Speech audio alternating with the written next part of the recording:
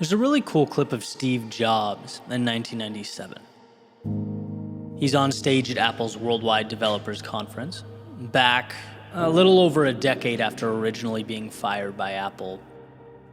He's taking questions from the audience, and this particular guy stands up and grabs the mic and asks a vicious question. He basically tears into Jobs, implying that he doesn't know what he's talking about, questioning the value that he brings to the company.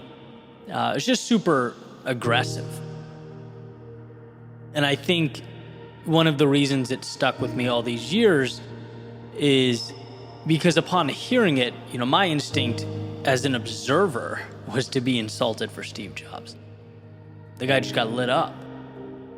And you'd think he'd fire back, defend himself and his accolades, of which there were obviously plenty to draw from, but that's not what he does at all. He instead does two things in particular that have, over time, added tremendous value to my worldview. The first thing, as I was kind of alluding to there, is he didn't at all get angry or defensive, which may seem like an easy thing to do, but again, observing it, like you can feel the tension there. It's like Jobs saw the criticism as merely procedural. That's it, right? As something to be expected as one builds. He completely depersonalized the attack as it was being fired his way. His exact quote was, you can please some of the people some of the time, but one of the hardest things when you're trying to affect change is that people like this gentleman are right in some areas. And I'll explain what he means when he says the guy's right in a minute or two here. But that response totally reduced the tension by 90%. Right? Understanding that there are going to be people who have things to say, some of which will question your ability and your effectiveness. And if you're looking from a 10,000-foot view, that's to be expected. And, this is the part that was shocking to me, warranted. Right? He says the criticism is warranted. Growth is messy and sloppy and a work in progress. And so criticism will, from time to time, hit the nail right on the head. And you, as a designer and creator, have to know that you'll both make mistakes and be called out for them.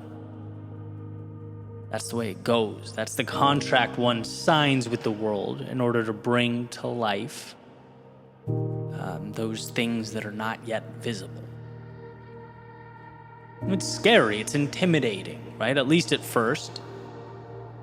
Again, my reaction was to get defensive. But I think what made Steve great, as he smiled and jokingly said, "Here we go," mid-question, was the reassurance that, look, I signed up for this. So in actuality, it's a good thing. It's not an attack. It is growth. And I try and keep that in my back pocket as I do my thing, right? It's sharing your thoughts. It's a vulnerable thing. And if you are going to fall apart or crumble anytime someone's not totally in love with where you are at the moment or what you're creating or your last piece of work, you're in for a rude awakening. It's going to be a long journey. So that depersonalization is everything and incredibly valuable. And the second part brought a ton of value to me as a creator as well, just in a different way. Right? And this is the part that I alluded to earlier when Steve said that his critic was, in some way, correct. When he was being hounded about his knowledge gap in some specific technology, right? I'm not really sure what the technology was. But Jobs basically explained that you're right, I'm not an expert there, but it's not about the specific technology or the minutia. It's about giving your consumers, your audience, the world what it wants. It's about having a big picture, a vision. And that's what made Jobs so special, right? He didn't need to be involved at such a level of granularity. The vision changed, it revolutionized technology. Right? Because it was reverse engineered and brought to life. Here's his exact quote. Jobs said, "One of the things I've always found is you've got to start with the customer experience and work backwards for the technology. You can't start with the technology and try to figure out where you're going to try to sell it. And I've made this mistake probably more than anybody else in this room, and I got the scar tissue to prove it, and I know that it's the case. End quote. That was an incredible thing for me to hear. If anything, because so often we get caught up in the weeds, right? We let the details drive the decisions, whether it's technology or anything else. And I often think of that, in my world. Like, don't worry about what's in place right now. Worry about where you need to be and then backfill to make it happen. And sure, some people might not get it. And sure, it will certainly mean you'll have to delve into areas you don't quite understand as you seek to support that vision or bring it to life. But that's the price that must be paid because vision is king. And so, taking those two concepts I just talked about, if you were to combine them, you'd walk away with the understanding that 1, growth is sloppy, criticism is inevitable. And 2, don't forget that adding value to the world should light your path. Not the little details that pique your interest along the way, right? Not everyone is going to get it as you build, and that's okay. And the way I see it, everyone is building something. And as they build, we'll surely come face to face with some sort of resistance. And while it's not always easy, there's value in finding the strength to smile to yourself and understand that resistance is merely part of growth. It's a necessary component of your evolution as you add value to the world.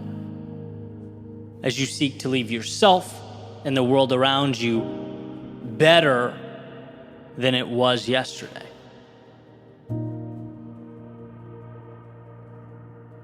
Aristotle has a quote that states, "To avoid criticism, say nothing, do nothing, be nothing." What a waste that would be of the potential and greatness contained within you to let it slip away for fear of what might be said. As Jobs explained, right, you can please some of the people some of the time, but it's not about that. The benchmark is not being perfect and never making anyone angry. No, it's seeking to bring to life that which does not yet exist, trusting yourself and your vision. It's not taking personal that which is merely part of the process. Because when the storm arrives, that will ultimately carry you through to the most incredible things you'll have ever done in your life.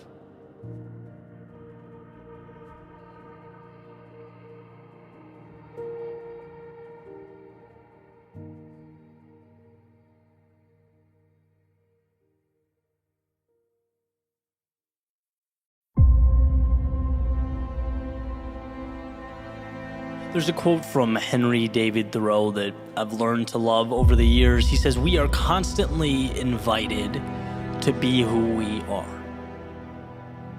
Meaning, essentially, there is always a hand, reaching out to invite us to leave the confinement we've allowed to become our lives, the pressure of the outside world, and attack a world that means the most to us, not obligatory, but for the opportunity. Because it's there, it's perpetually available, and that's what Henry David Thoreau means. And what's interesting is the second we lose sight of this, our lives become consumed with things that really have no relevance to our goals or our objectives. In fact, the daily routine becomes the goal. It's the box that needs to be checked to feel accomplished. We do things because, isn't that what you're supposed to do? Adhere to rules and processes and guidelines, almost like we forget why that routine matters. Like we forget the car has to go somewhere of relevance. You don't just get in and drive it to drive it. That doesn't make sense. And a friend of mine recently showed me this book of insights from different photographers. It's called The Photographer's Playbook, and it's life lessons that helped each one of them along the way. And one that stood out to me specifically was Andrea Parleto. She talks about a concept called hibernation, or cutting off, temporarily leaving your day-to-day or your craft, so that all the have-tos and the should-bes can dissipate, and you can ask yourself the question that we so quickly lose. The question that should be the target, that should be the foundation we build upon. Who do you want to be? Because when all is said and done, and you're looking back, that's what will matter. That's what will dictate your happiness. Not that you were 5 for 5 on your checklist every day on your 20s, 30s, 40s, and on, right? No, what does it look like when you peel that back? What does it look like under the surface? What makes you, you? And sometimes we have to step back, go away, leave the day-to-day world we've created to see life from a different angle. Eliminate the steps, the requirements, the technicalities, and what are you left with when you put your head on the pillow at night? What makes you smile? Bronnie Ware states in her book, Regrets of the Dying, that not living a life true to oneself was one of the greatest regrets people experienced. Isn't it worthy of your time, your attention? Don't you owe it to yourself to make sure that your vision is defined and your actions support that? See, anyone can move just to move, and anyone can breathe just to breathe. But the ones who make the most of each step, each breath, they put themselves in position to live life differently, to accept the invitation to be who they truly are, to take their inspiration, their gifts, and their dreams and never look back.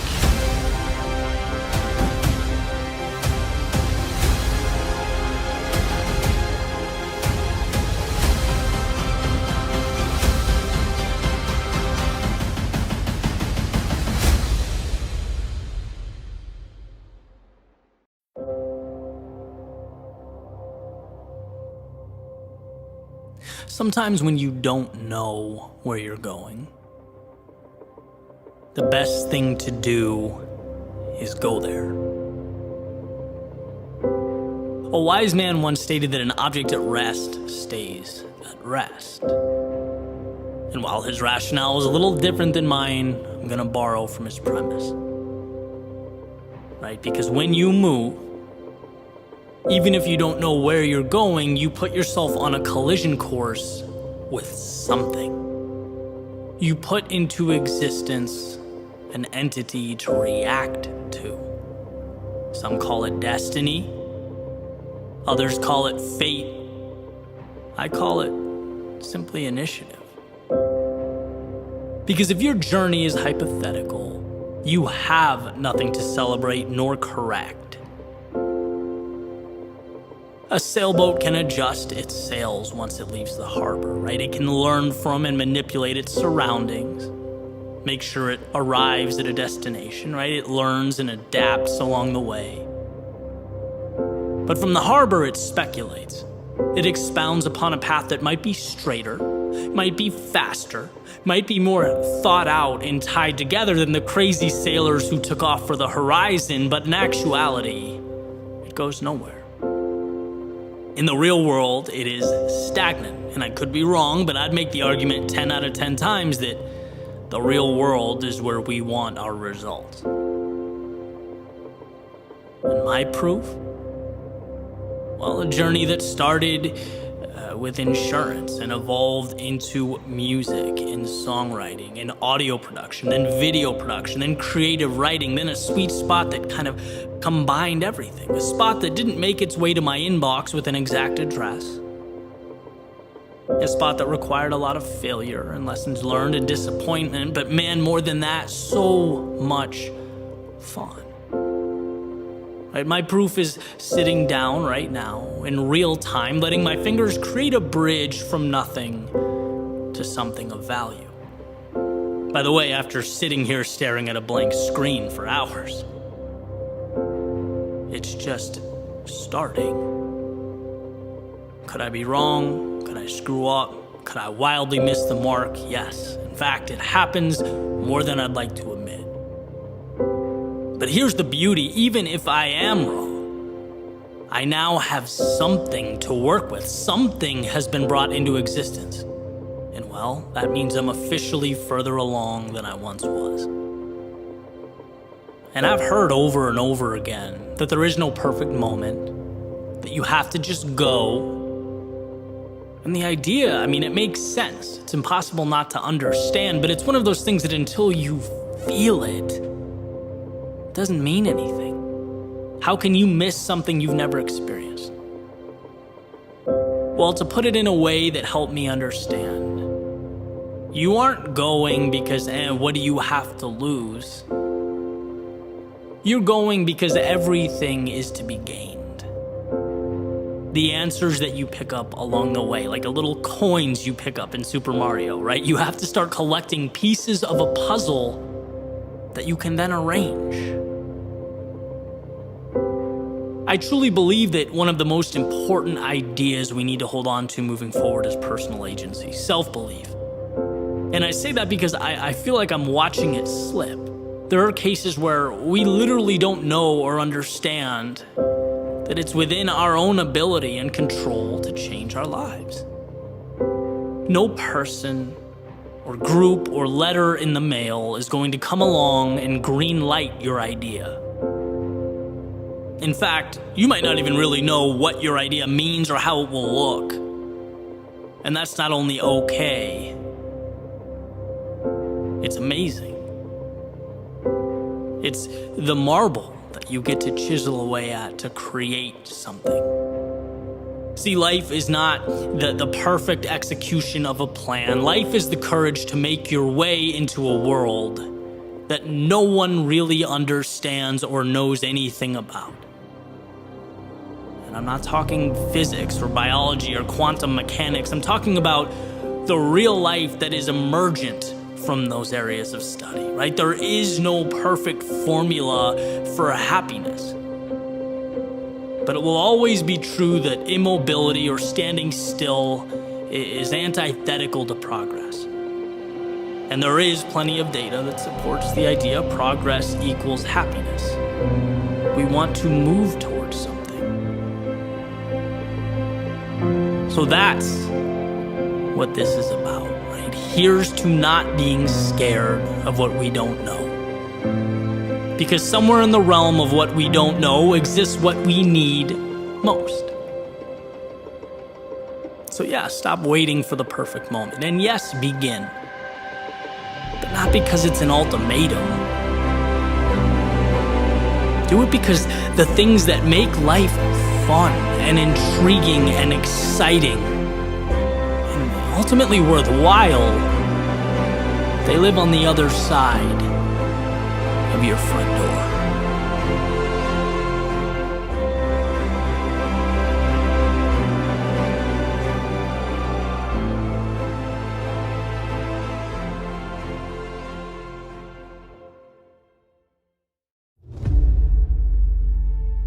Do you ever wonder how much of you has materialized? Like if what F. Scott Fitzgerald says is true and our lives are defined by opportunity, even the ones we miss, then how much remains in the ether? And I don't think it's about playing a game of what if. That would be endless. It would be self-defeating. No one's perfect.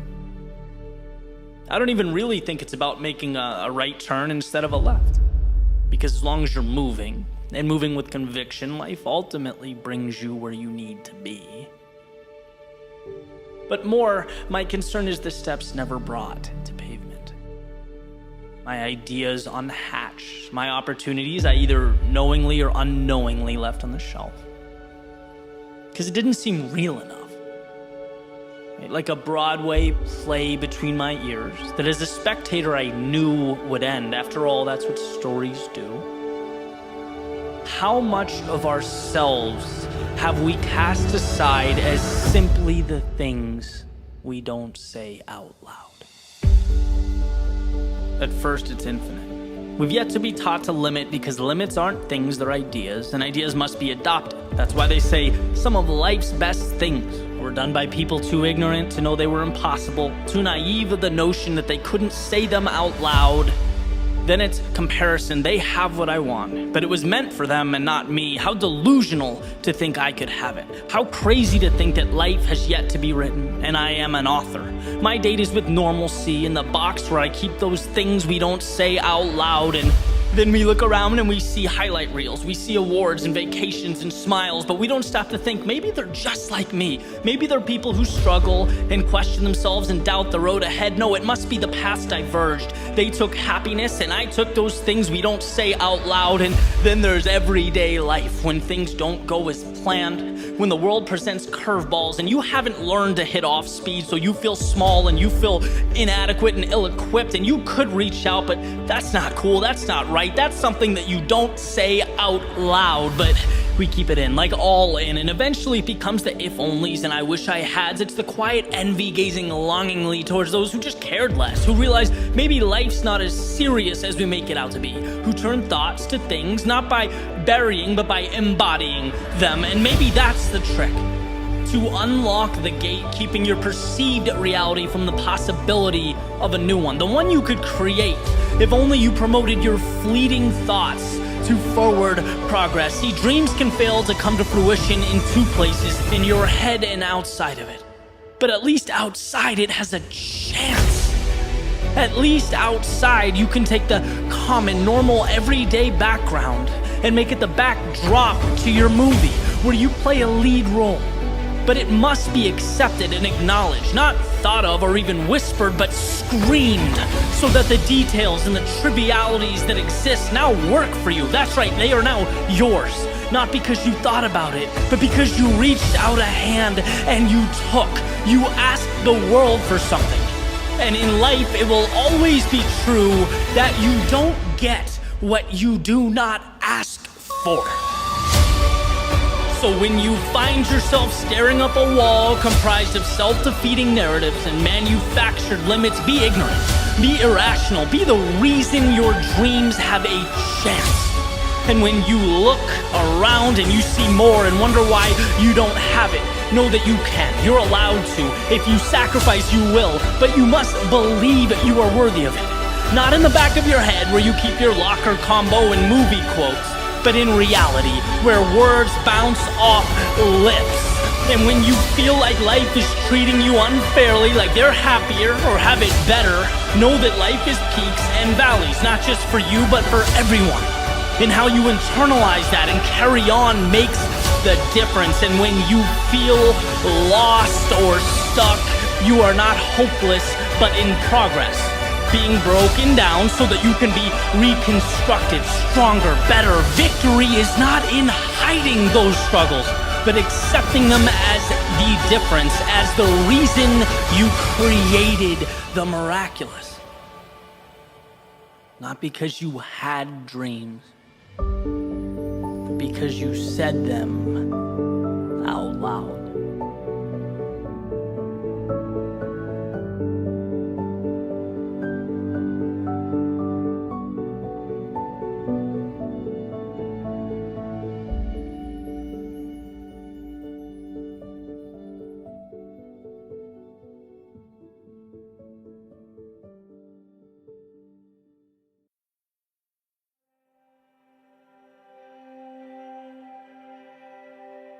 I'm going to make everything around me beautiful. That will be my life. Elsie DeWolf. Changing for the better is not about the creation of miracles. It's about choosing to see the ones that already exist. Life is hard, but coincidentally, hard things tend to be the gatekeepers to the important ones. We are let in when we bring ourselves finally to shake hands with and embrace the very things we once saw as the problem. Or as Ryan Holiday has famously put it, the obstacle tends to be the way. How funny, how counterintuitive, how upside down life can seem. But I think that's it. Sometimes it's not even that we're looking at the wrong things. It's that we're looking at the right things the wrong way. Avoiding the call to step further into the world and deeper into ourselves.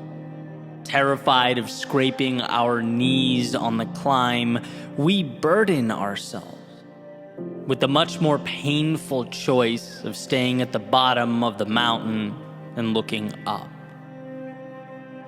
But the scars we've collected and will continue to collect on the way up, they do not make you less than.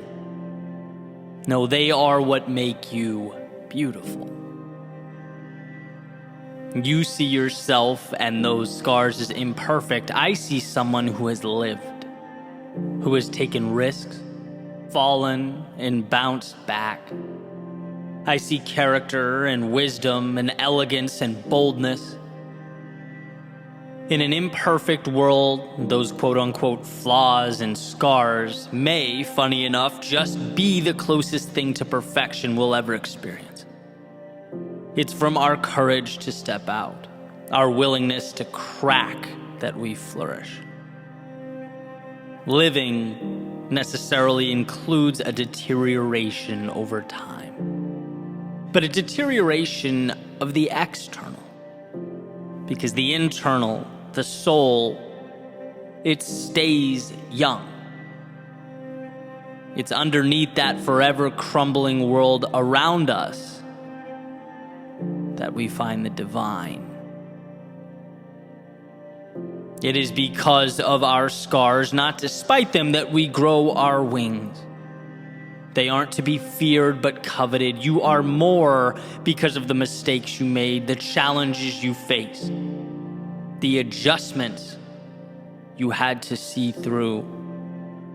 And I believe our value increases with each tear and break, resembling the Japanese art of kintsugi, where a pot that breaks and is put back together with golden lacquer holds more value than the original unblemished piece.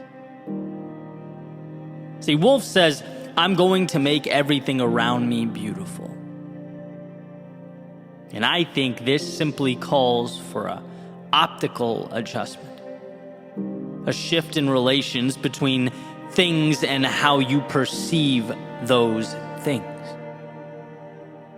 Me, I don't want the whitest, cleanest, newest shoes. As far as I'm concerned, there's very little beauty to preserve there. I want shoes with worn soles from the miles and miles they carried me. Holes from the distance I had to walk to find the people who add joy to my life. Cracks from running in the rain while the rest of the world stayed inside. I want my imperfections to show that I lived while I was here. So from now on, let's stop conflating perfect and beautiful. Perfect is no skin in the game. Perfect is standing forever in the doorway looking out. Perfect is dreaming and wishing and hoping, but never leaving. Because leaving is where our vision brushes up against a reality we may see as too big. No, we want not perfect, but beautiful. We want scars and flaws and lessons and loss. Because from those things, as difficult as they may be, we're born again. Imperfection is life, and life is beautiful. So here's to more scuffed shoes and scraped knees, to walking an imperfect yet beautiful road ahead.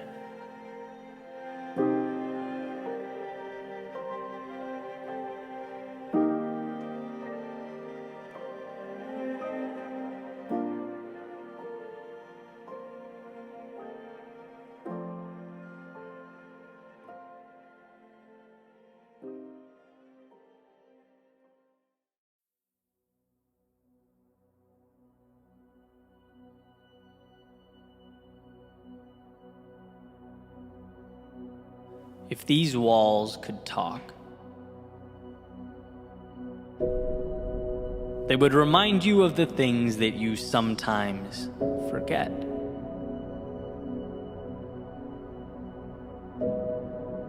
Yeah, those elusive things you tend to walk right by. It's not that you've chosen to ignore them, it's that, well, people are complex.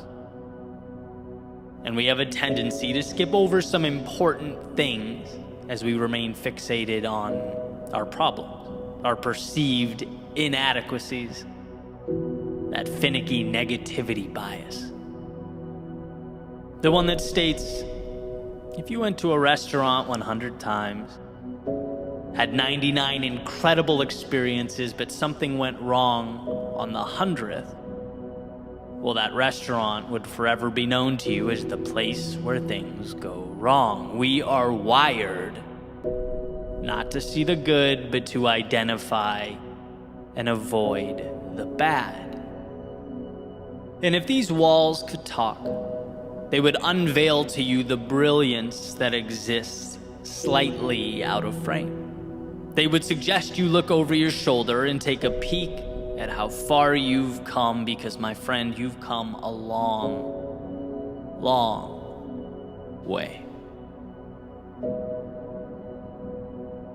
It's funny how slow progress moves. It's interesting how our lowest moments force us outside of ourselves, push us to step into those shoes we didn't know were sitting in the closet, unworn, waiting for the day we'd take on that new role, waiting on you to see that who you were yesterday is not correlated to who you can be today. And if these walls could talk, they'd fill you in on a very important statistic. They'd tell you that you've stood face to face with some of the biggest curveballs life can throw. You took on struggle and hardship that rocked you to your core, and as you stand here now, your success rate through all that comes in at, well, 100%. You are literally undefeated in your ability to move through adversity, and every time you did, whether you knew it or not, you walked into that closet and put on a new pair of shoes. You became something new. Sometimes progress is so slow that it feels like pain and it looks like stagnation, but it is anything but. And if these walls could talk, they would remind you of that truth. They would beg you to see what you've become, who you are. If these walls could talk, they would remind you of life's ever-changing, transformative nature.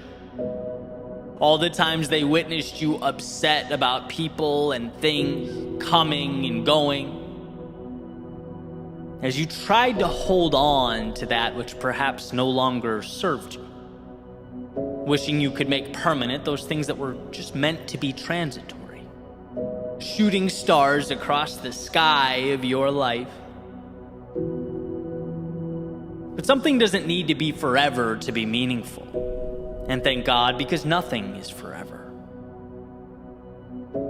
And as we make our way into that vast unknown, we have a choice. We can live in the shadow of a particular moment in time, or we can cherish the value that those moments offered to us. They gave you just enough to take a new step forward, and sometimes a new step in that direction that's calling you is the difference between nothing and everything. So if these walls could talk, they would tell you to keep your head up and be thankful for those shooting stars in your life, for they made you who you are. And the path forward would be impossible without them. If these walls could talk, they would ask you about those times you came home, sat down in your room, and wondered how you could ever be enough. They'd call attention to that seemingly non-stop battle with imposter syndrome. They'd ask when you will feel like you've learned, seen, or traveled enough to gain some semblance of authority in your own life. They'd wonder when you'll give yourself permission to be that. You've come so far, endured so much, you're not the same person you were a year ago. Now, if you could just stretch a little further, if you could just extend a little higher, if you could see all the new shoes you've worn and the shooting stars you've collected along the way, you would know that you are designed to overcome. External pressures, obligations, criticism, none of it matters. This is between you and yourself, and if these walls could talk, they would ask you when you'll see what they see. The brilliance, the magnitude of your potential. When will you be you? Marcus Aurelius wrote, "Remember how long you've been putting this off, how many extensions the gods gave you and you didn't use them. There is a limit to the time assigned to you, and if you don't use it to free yourself, it will be gone and never return." See, today is precious because it is the only one you get. Each second unique in its own way, a measurement of opportunity represented by a single tick from the watch you're wearing. And if these walls could talk, they would tell you that they've seen people come and go, that you aren't the first and you most definitely won't be the last. And every single soul that stepped inside wished they'd found that courage a little sooner. Wished they'd looked back a little earlier. Wished they'd found the inspiration amidst the chaos and turbulence of their day-to-day lives. And if these walls could talk, they'd hope that maybe this would be it for you, the next step in your evolution. And what's most incredible is that you get there not by becoming something you've not yet become. No, in this moment, it's about noticing who you already are.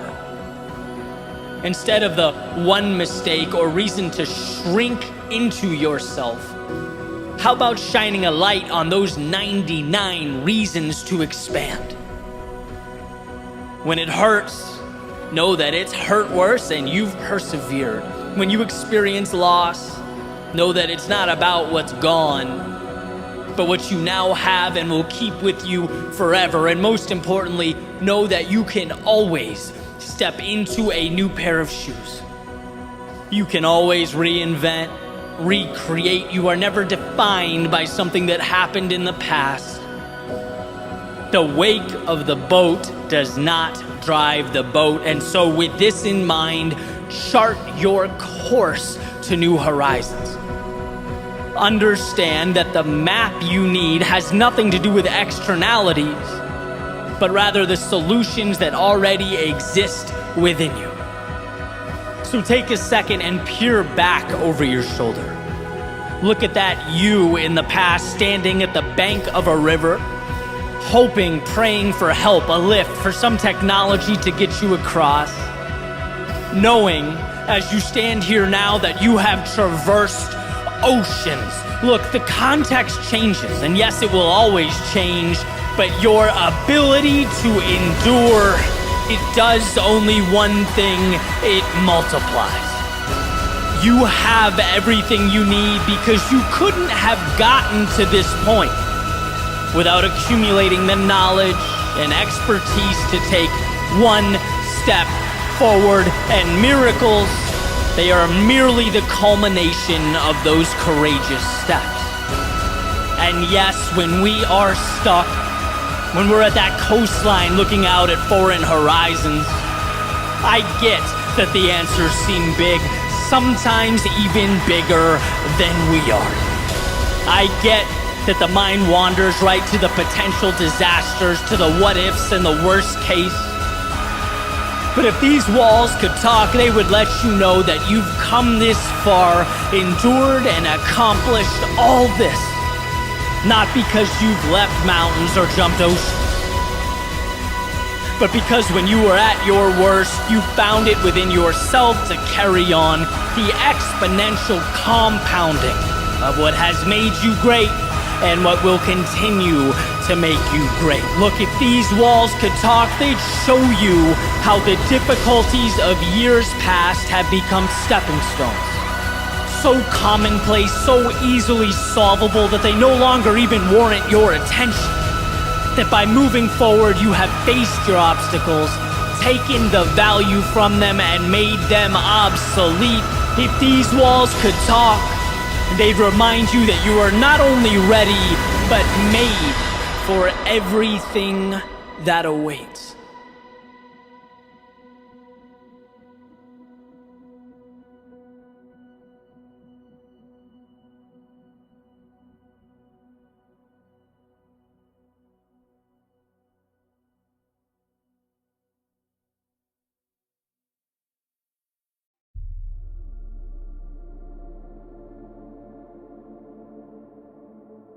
That morning, as I looked out the window,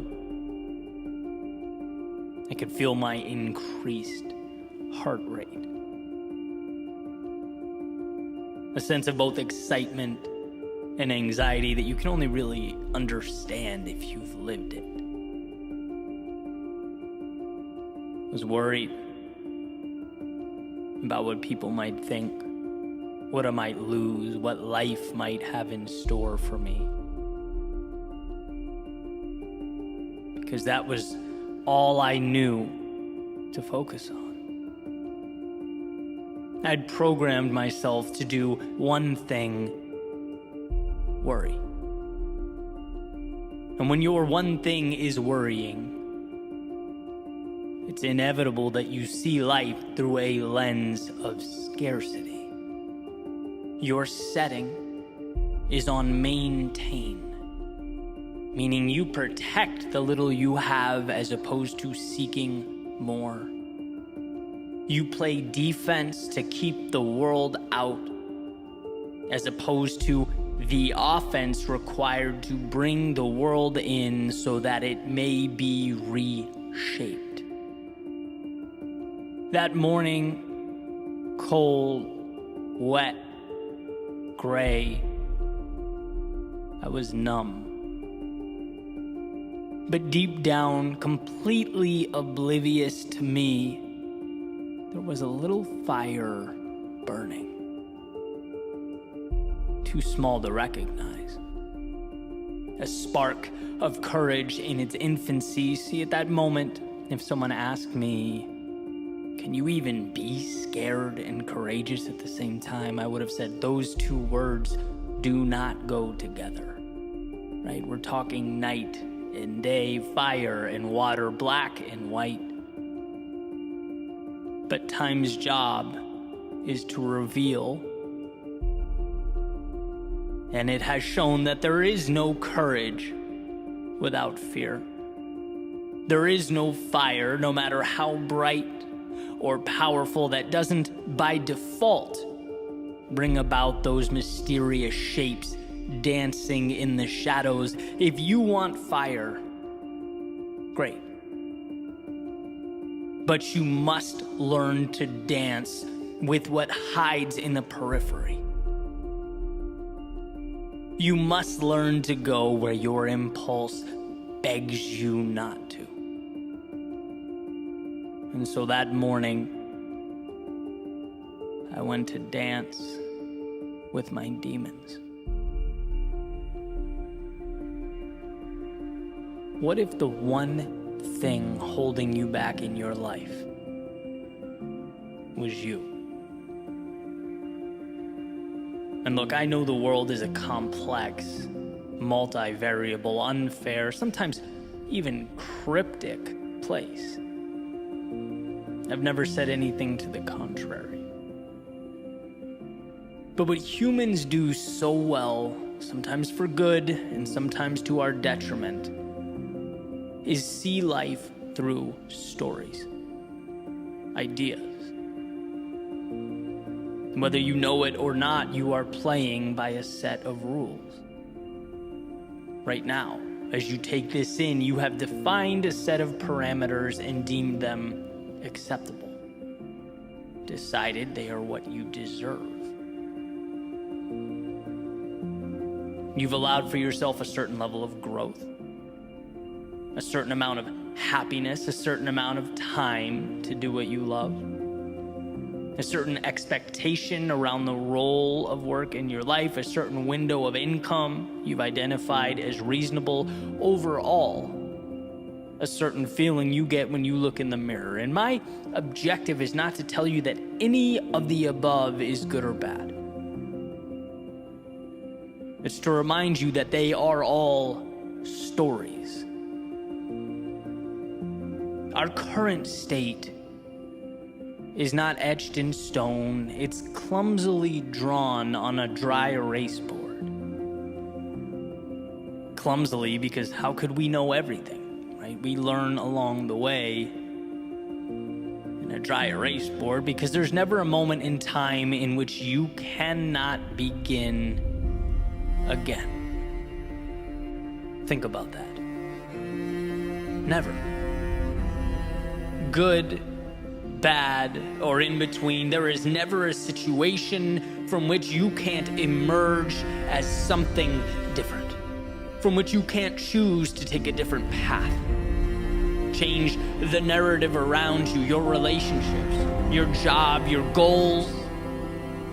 But like the elephant tied to the chair with a rope, one must learn that it is not the chair holding them back, but their perception, their understanding of a supposed role in life. So as I drove away that morning, I wasn't leaving a physical place, but a mental constraint. Turning my back on a manufactured idea about who I was and what life would allow. Not in a snap, no, not all at once, but an adventure that would begin pulling back the curtains one by one on all that I'd walked right by. See, the first step to getting more is understanding you've been accepting less. That is where new roads present themselves, and it is that new road that I want for you. That understanding that so much will be given to those with the courage to ask. So as you stand now, examine what you've been asking of life. My hunch is that perhaps it's not enough.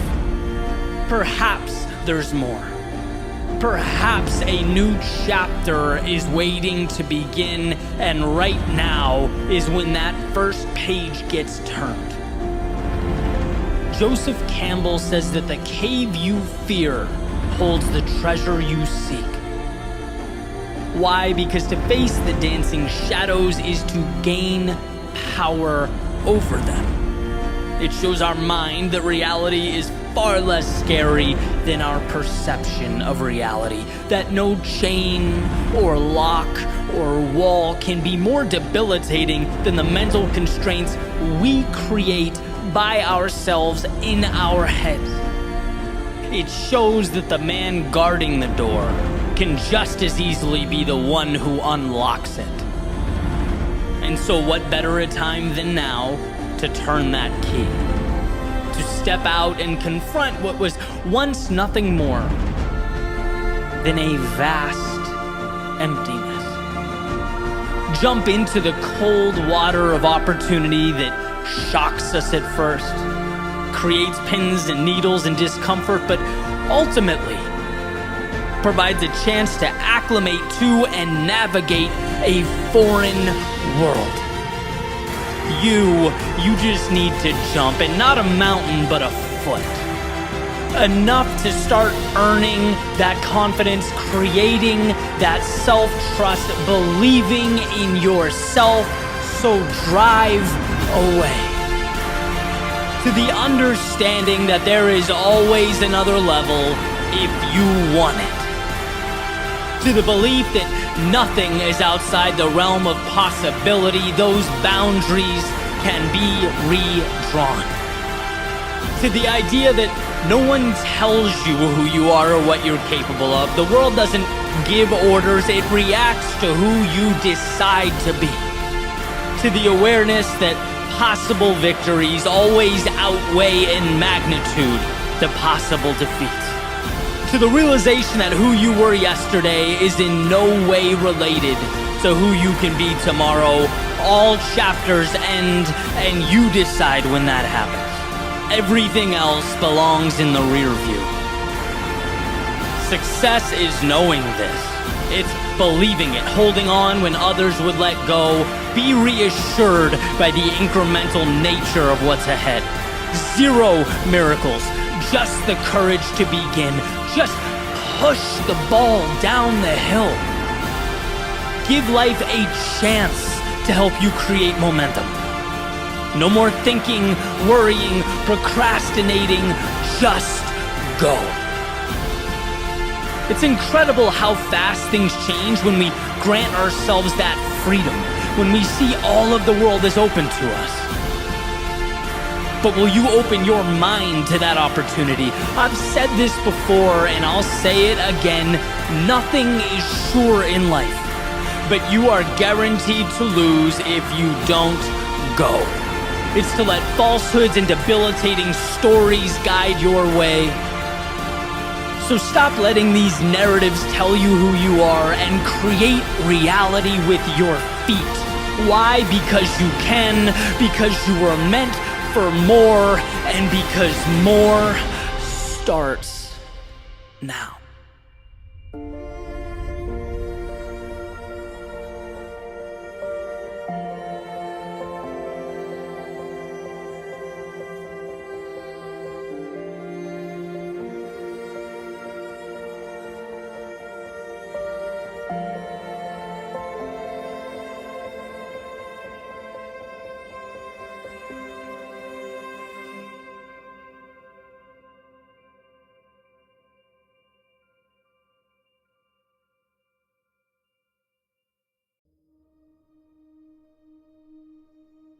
There was a point a handful of years back where I had one of the most important breakthroughs of my lifetime. And I've talked about this with people close to me, family and friends, to clients, business associates, and it seems like there's a commonality amongst all of us. And maybe, depending on the person, it happened in a different way, certainly at different times. But everyone at one point or another comes face to face with the realization that they have a tremendous amount of control over their lives. And it's at that moment, where one becomes empowered. It's like you realize you have the key to the cell you've been locked in this whole time. And at that moment, one is prompted to ask, well, why not start living like it? There will always be responsibility and sacrifice in life. But that awareness makes one ask, well, what am I sacrificing for? Where am I going? Am I spending time with people that lift me up? Am I doing things that contribute to a greater vision? And perhaps most importantly, am I even living a life that is true to myself? Because I'll tell you something, our time here flies by. Not only will next month, next year, next decade be here before you know it, but it's not even guaranteed. And if one doesn't take the time to look in the mirror and ask the tough questions, life will keep on ticking. Time will not stop. No one's going to walk up to you and point out the fact that you're just going through the motions here. No, that one's on you. You have to see that this world can become what you decide it will be. That you are presented the tools, but tools require an architect and a creator. Tools require someone in seeing what is not yet there to pick them up and build. And so maybe this is the time for you to ask, what am I building? Where am I going? And when my day starts, both feet hit the ground and I walk out the door, what am I moving towards? Maybe today is the day you realize that there are parts of your life that don't need to be there, that you can cut away. People that don't deserve your time, that don't elevate you or contribute to your well-being. Maybe there are places you're going because that's where you've always gone. Things you're doing because that's what you've always done. But you don't need to live life on repeat. If you're not happy about it, how about doing something to change it? There is nothing in your life that can't be adjusted or altered. Just like yesterday is now a story, so is the idea that you are confined to a specific set of parameters. Break down those walls. See things not as they are, but as they can be if you have the courage to walk away from old stories and characters. What if today you created a new ending? One that lights you up in the morning, contributes to your sense of purpose when you close your eyes at night. Again, remember, no one will come up and hand that to you. No one will let you know you're selling yourself short. That transformation must be internally prompted. And so I hope you'll ask. I hope you'll ask the questions that you've been neglecting for far too long. I hope today can be the first page in an entirely new chapter. A chapter in a story that is truly and entirely yours.